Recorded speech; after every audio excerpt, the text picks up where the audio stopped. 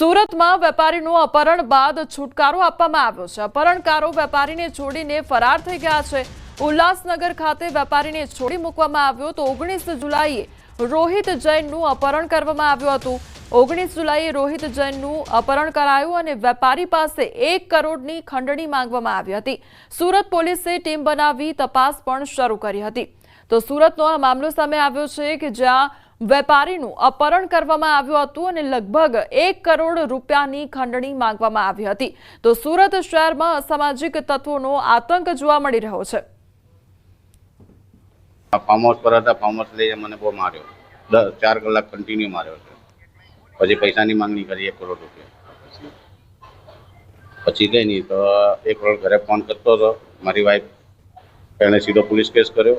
Police case કર્યો તો ત્યારે મલ્હોત્રા સાહેબ, એસીપી સાહેબ મલ્હોત્રા સાહેબને મળ્યા। મલ્હોત્રા આખી ટીમનું કામ પતાવીને મને છોડાયો છે। તો સુરત શહેરમાં અસામાજિક તત્વોનો આતંક વધી રહ્યો છે ત્યારે પોલીસ દ્વારા પણ સતત પેટ્રોલિંગ વધારવામાં આવ્યું છે। ક્યાંક વેપારીનું અપહરણ કરવામાં આવે છે તો ક્યાંક ખુલ્લેઆમ દાદાગીરી જોવા મળી રહી છે અને અસામાજિક તત્વોએ અડ્ડો બનાવી દીધો છે સુરત શહેરને અને તેને લઈને જ પોલીસ દ્વારા તપાસ હાથ ધરવામાં આવી રહી છે। સંવાદદાતા કીર્તેશ અમારી સાથે જોડાઈ ગયા છે। કીર્તેશ, અસામાજિક તત્વોનો અડ્ડો જાણે કે સુરત શહેર બન્યું હોય તે પ્રકારની પરિસ્થિતિ, કયા પ્રકારનું પેટ્રોલિંગ થઈ રહ્યું છે હવે?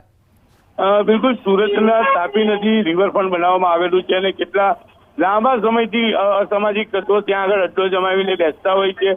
ત્યાં વોકિંગ કરવા આવતા લોકોને હેરાન પરેશાન કરતા હોય છે, જેને લઈને પોલીસે છેલ્લા કેટલાક દિવસોથી વોકિંગ એરિયામાં પેટ્રોલિંગ વધારી દીધું છે। ખાસ કરીને બાઇક ઉપર પોલીસ દ્વારા પેટ્રોલિંગ કરવામાં આવે છે, ડ્રોન દ્વારા પેટ્રોલિંગ કરવામાં આવે છે, કારણ કે તાપી નદીના કિનારે બનેલા વોકવે જાડી ઝાકરાનું પ્રમાણ વધારે છે, એટલે કે અસામાજિક તત્વો કોઈ પણ ગુનો કરીને અહીંયા સંતાઈ શકે તે પ્રકારની સ્થિતિ છે, જેને લઈને પોલીસે કોઈ ગુનો બને તે પહેલા જ પેટ્રોલિંગ શરૂ કર્યું છે અને અસામાજિક તત્વોને ત્યાંથી દૂર કરવાનો પ્રયાસ કર્યો છે। જી કીર્તેશ, સમગ્ર માહિતી બદલ આપનો આભાર।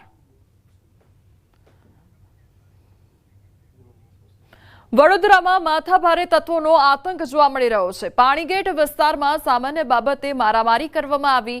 ચાર્મિસ, યશ, સૂરજ અને કૃણાલ કહાર વચ્ચે મારામારી થઈ હતી ત્યારે સૂરજની કારે એક્ટિવા ચાલકને અડફેટે લીધો હતો।